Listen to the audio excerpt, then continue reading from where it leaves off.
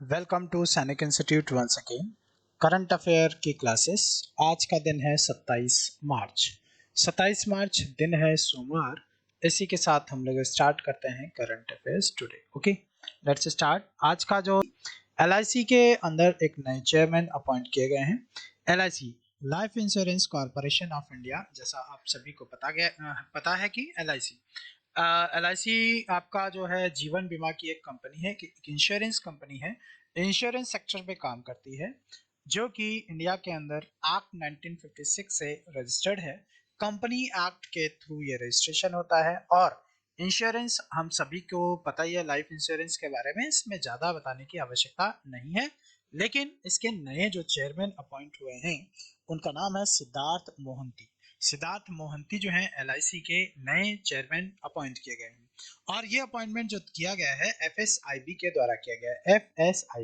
एफएसआईबी का full form आप लोगों को याद होना चाहिए, financial services institution board line है, या आप कह सकते हैं ये मोटो है एलआईसी का। एलआईसी के बारे में और थोड़ी सी जानकारी जो है वो होनी चाहिए आपको। ये 14 मार्च 2023 से वर्किंग में आ चुके हैं। एलआईसी का जो हेड ऑफिस है वो अगर आपको पता है तो you just type your answer in the comment box. Okay, इस एलआईसी के बारे में, एलआईसी के चेयरमैन के बारे में जरूर नोट कर लें अपनी कॉपी में, क्योंकि मैक्सिमम एग्जाम्स में इसे पूछा जाता है। तो एलआईसी के नए चेयरमैन कौन अपॉइंट किए गए हैं? सिद्धार्थ मोहंती। ओके, सिद्धार्थ मोहंती का अपॉइंटमेंट एफएसआईबी के द्वारा किया गया है। बस इतनी सी आपको जानकारी एलआईसी के बारे में नोट करनी है। हाँ, एलआईसी के लिए एक चीज और आप नोट कर सकते हैं, दैट कि हाँ बहुत अच्छा एग्जाम होगा। जो एक्ट तो ये मैंने आपको बता दिया। इसका जो नेक्स्ट है, एक एक्सरसाइज चली है। एक्सरसाइज मतलब पहले से होते आई है इंडिया के अंदर। तो ये है कोंकण। कोंकण एक्सरसाइज जो है इंडिया और यूके के बीच में हमेशा होती है।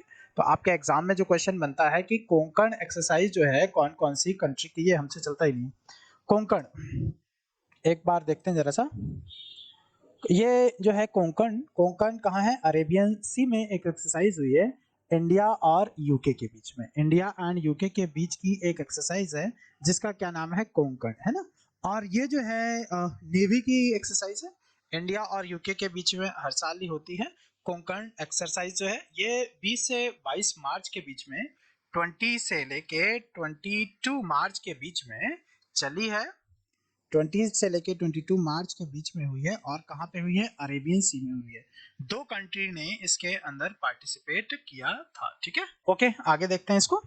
तो कोंकण एक्सरसाइज के बारे में आपको याद रखना है कि कोंकण एक्सरसाइज जो है इंडिया और यूके के बीच की एक मैरीटाइम मैरीटाइम बोले तो इंडियन नेवी और यूके की एक्सरसाइज है, जिसे 20 से 22 मार्च के बीच में अरेबियन सी में परफॉर्म किया गया है। ठीक है, it is just only a exercise, जिसके अंदर क्या होता है कि वॉरशिप आती हैं और दोनों ही कंट्रीज की, और एक दूसरे के साथ में, जैसे इन केस ऑफ वॉर तो दोनों मिल करके एक साथ, मतलब अपॉर्चुनिटी एक साथ वॉर को कैसे डील करेंगे या वॉर करेंगे। ठीक है, तो ये है। इसमें जो ब्रिटेन की तरफ से आई थी, royal Britain, royal navy of Britain और इंडियन नेवी। ठीक है, इसमें लिखा है 20 से 22 मार्च के बीच में अरेबियन सी के अंदर ये एक्सरसाइज परफॉर्म की गई।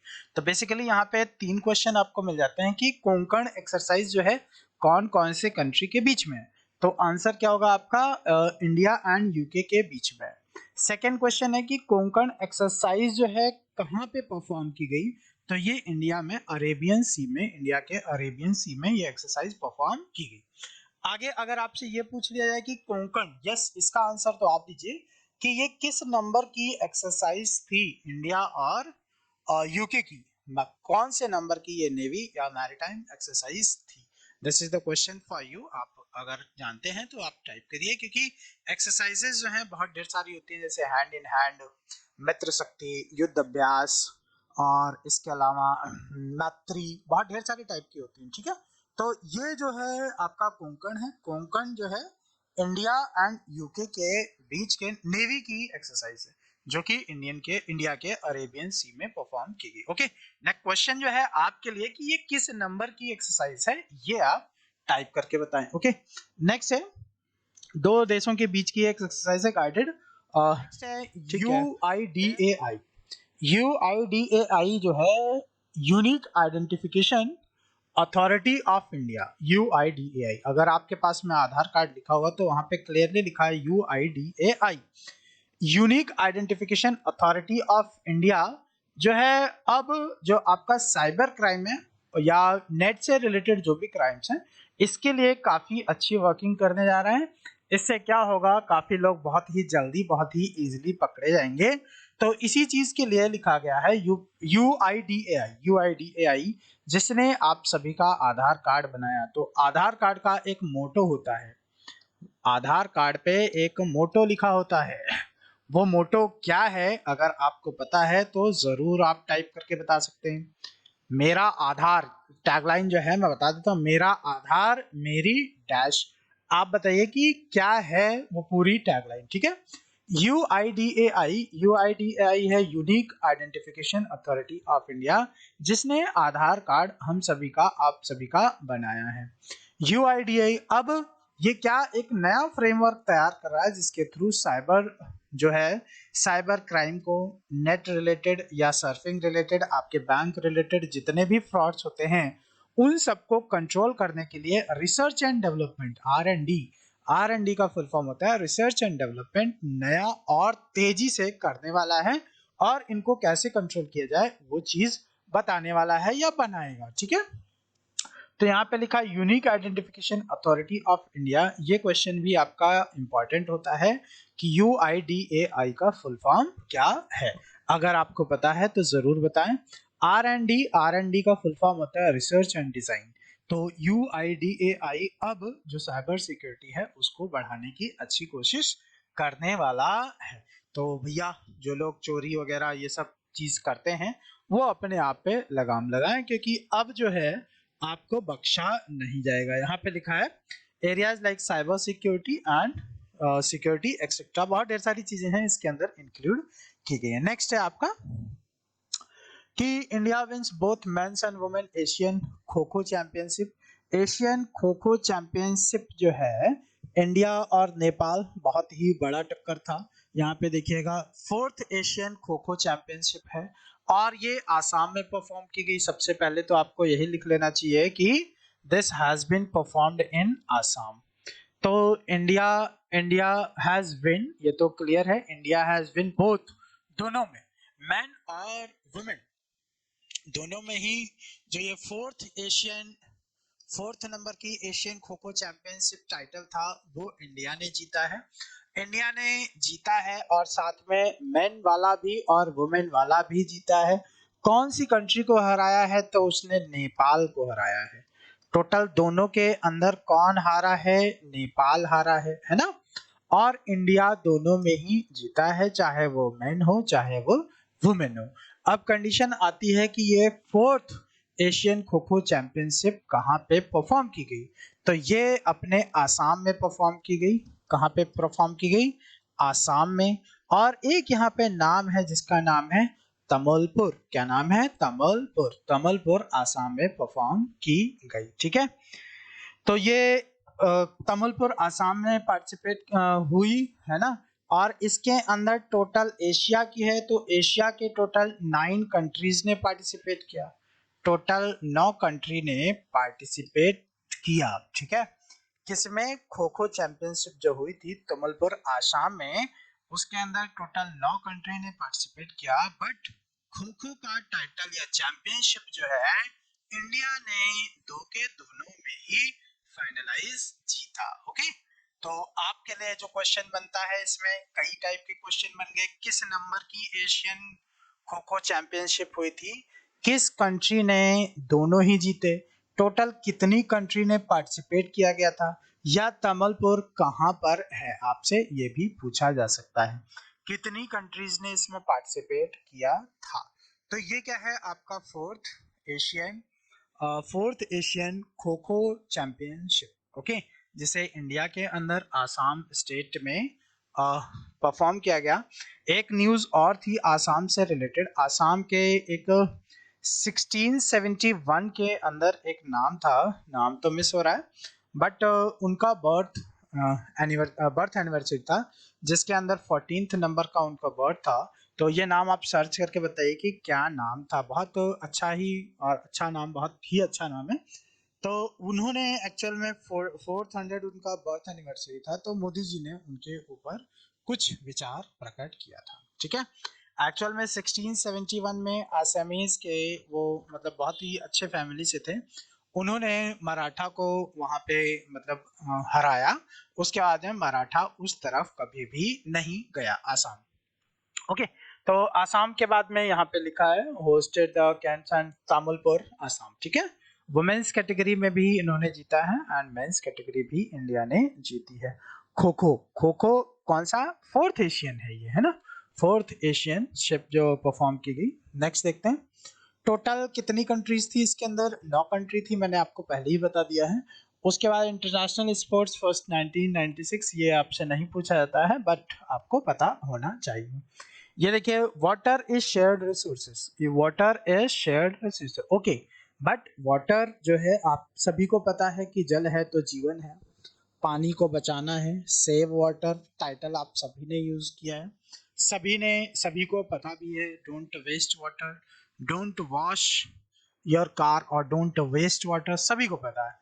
बट इसके बाद भी वी आर सीइंग कि हमें स्कार्सिटी ऑफ वाटर, हमें मतलब आने वाली जो जनरेशन है उसके लिए जो पानी है उसकी बड़ी समस्याएं होने वाली हैं। ऐसी एक रिपोर्ट आई है कि 26% of population does not have safe drinking water. मतलब एक होता है ना पोर्टेबल वाटर, सभी को पता होगा what is portable water. Yes, anybody from online जिसको पता है व्हाट इज पोर्टेबल वाटर, ये they can write their answer. What is portable water, है ना। पोर्टेबल वाटर क्या होता है, पोर्टेबल पोर्टेबल वाटर क्या होता है। तो अभी जो रिसर्च आपके सामने थी उसके अकॉर्डिंग ये क्लियर होता है कि 26% of world population do not have safe drinking water, मतलब अच्छा पानी उनके लिए पीने के लिए नहीं है। दिस इज द रिपोर्ट जो आपको बताती है कि 26% लोगों के पास ऑल ओवर वर्ल्ड में पीने के लिए पानी जो स्वच्छ है वो नहीं है। ये रिपोर्ट जो दी गई है UN world water development report, किसने दी है, यूएन के द्वारा दी गई है। नोट कर सकते हैं, वर्ल्ड वर्ल्ड वाटर डेवलपमेंट का एक इंडेक्स है, डेवलपमेंट का एक इंडेक्स है।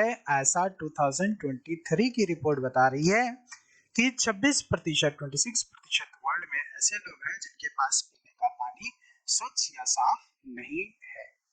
तो ऐसी कंडीशन में हम सभी को कोशिश करनी चाहिए कि जो भी हमारा पानी है उसे वेस्ट ना किया जाए, उसको सेफ रखा जाए। This report has been released by UN, है ना। और ये रिपोर्ट का जैसे एसडीआई होता है, ह्यूमन डेवलपमेंट इंडेक्स, है ना, उसी टाइप की एक रिपोर्ट निकली है जिसके अंदर ये चीज बताई गई है। ओके, आगे देखते हैं। एक सेकेंड। Yes, next. तो ये जो है यूएन की रिपोर्ट है जिसके अंदर according to UN world water development 2000 about 26% of the world population does not have safe drinking water and 46% lack access to safely manage and sanitation, है ना। 46% लोग जो हैं सेफली मैनेज भी नहीं कर पाते हैं। 2 से 3 बिलियन शॉर्टेज है, ये तो पानी की तो शॉर्टेज है ही, जैसे राजस्थान वगैरह में पहले थी, but now it is okay. Okay, now India win 1 silver bronze in ISSF World Shooting Federation। अब जो ये है इसके अंदर इंडिया की जो ISSF के बारे में सबसे पहले तो आपको पता होना चाहिए, ये इंटरनेशनल स्पोर्ट्स शूटिंग फेडरेशन होता है जिसके अंदर पिस्टल, राइफल, गन और कई तरीके से जो हमारी बुलेट फायरिंग्स होती हैं उनके लिए एक कंपटीशन कराया जाता है जिसे कहा जाता है ISSF। और ISSF जो है इसके अंदर अभी इंडिया को एक सिल्वर मिला है। आप लोगों ने एक नाम सुना होगा, हर्षवर्धन राठौर, है ना, जिन्हें गन शूटिंग के अंदर सिल्वर मिला था इससे पहले भी। ठीक है। तो ISSF में इस टाइम पे इंडिया को ब्रोंज अलॉट दिया गया है और ये जो है रुद्राक्ष पाटिल एंड आर नर्मदा नितिन, ठीक है, ये 2 लोग हैं जिन्होंने ब्रोंज लिया है। इन्होंने 10 मीटर राइफल के साथ में फायरिंग की और ISSF के द्वारा ब्रोंज अवार्ड अलॉट किया गया। आपसे जब पूछा जा सकता है ISSF का full form, international sports shooting federation, correct, international sports shooting federation, ठीक है, ये 2003। और ये ISSF का जो गेम है ये हुआ था आपका भोपाल मध्य प्रदेश में। अगर ये स्पोर्ट्स, ये प्ले, ये गेम यहाँ पे हुआ था, तो क्या कोई ऐसा स्टूडेंट है जो ISSF का फुल फॉर्म बता सकता है, मतलब हेडक्वार्टर बता सकता है?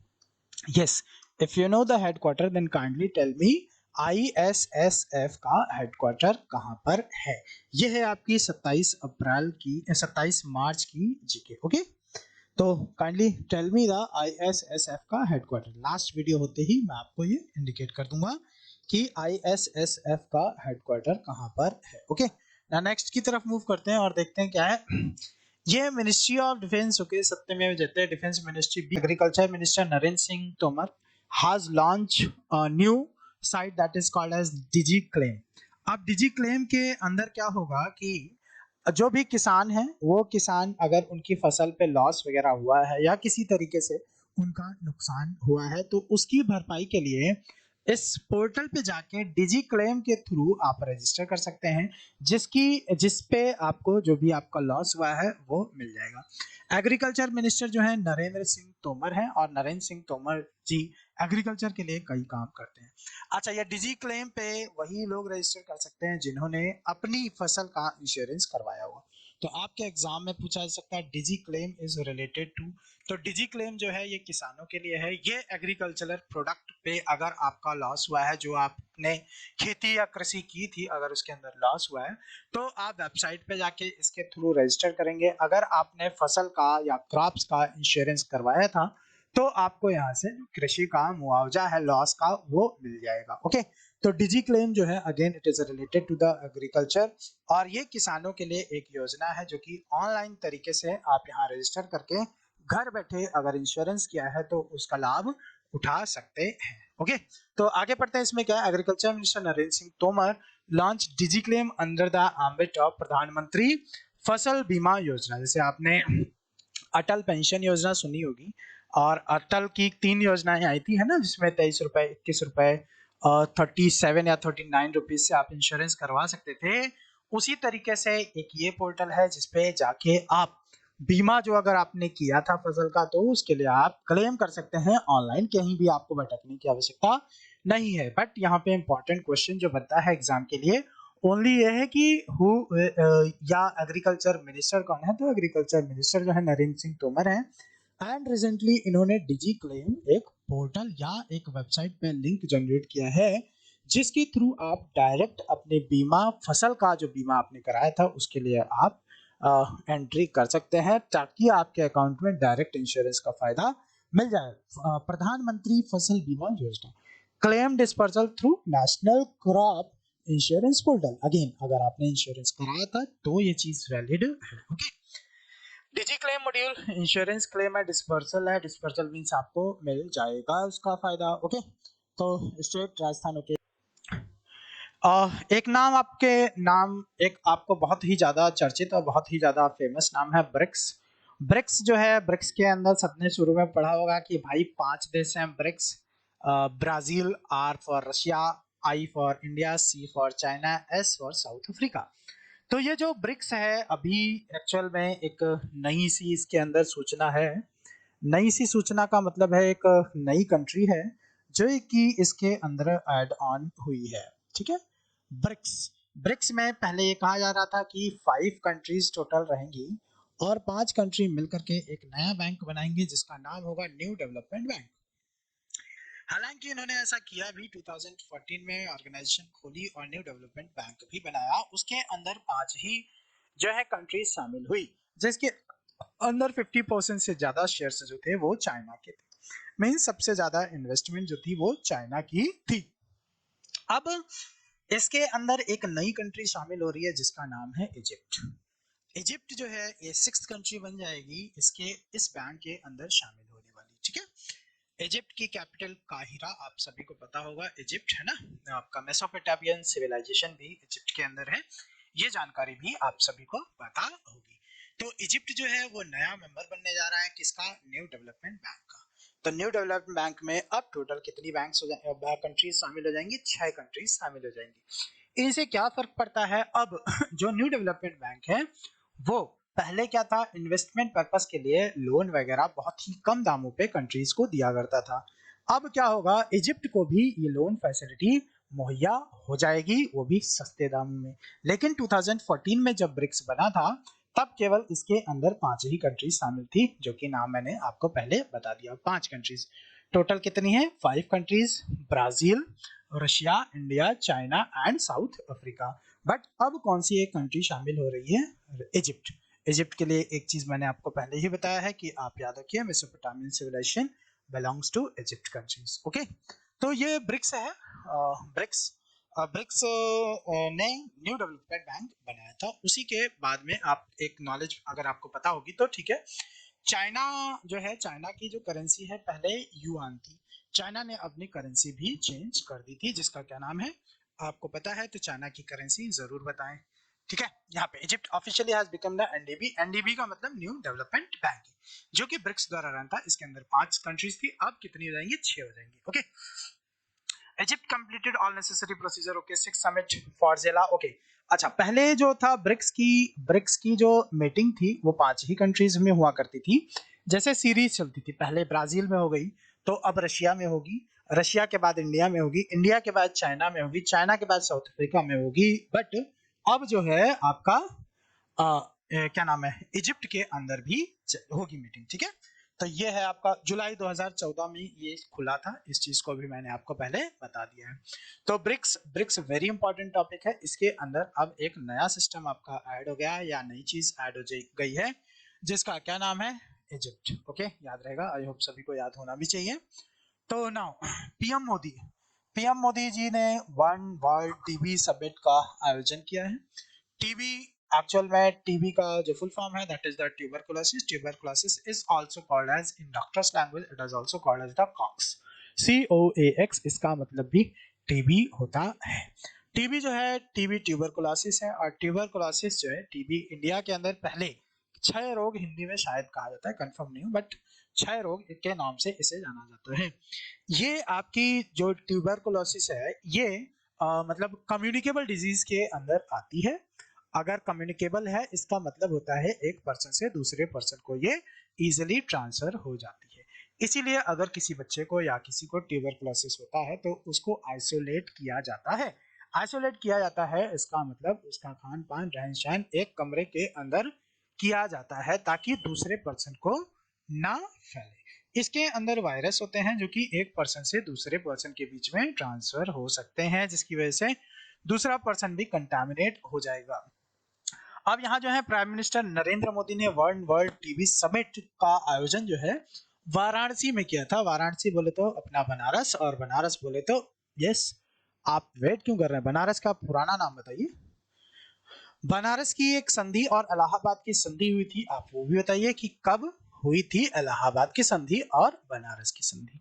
एक लियाकत अली थे, उनका नाम भी आप याद कर लीजिएगा। तो आपके पास में क्वेश्चन जो है, बनारस जो है, बनारस या वाराणसी का पुराना नाम क्या है? एक अयोध्या बहुत ही चर्चा में रहता है, अयोध्या का पुराना नाम बताने की कृपा करें। आप टाइटल नीचे डाल करके लिख सकते हैं कि this is the name sir. तो नरेंद्र मोदी जी ने वर्ल्ड टीवी की एक समिट की है, जो समिट जो है वाराणसी में हुई, और वाराणसी से ही मोदी जी आपके सांसद भी हैं।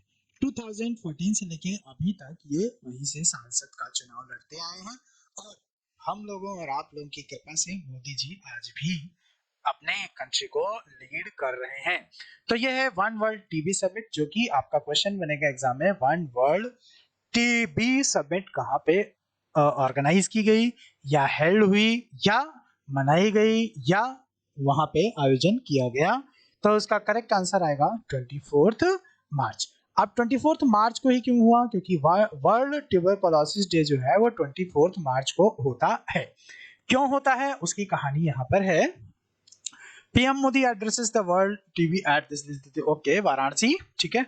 Organise health and family welfare, yes. यहाँ पे एक क्वेश्चन आता है, who is the Health Minister of India. If you know, then you type your answer.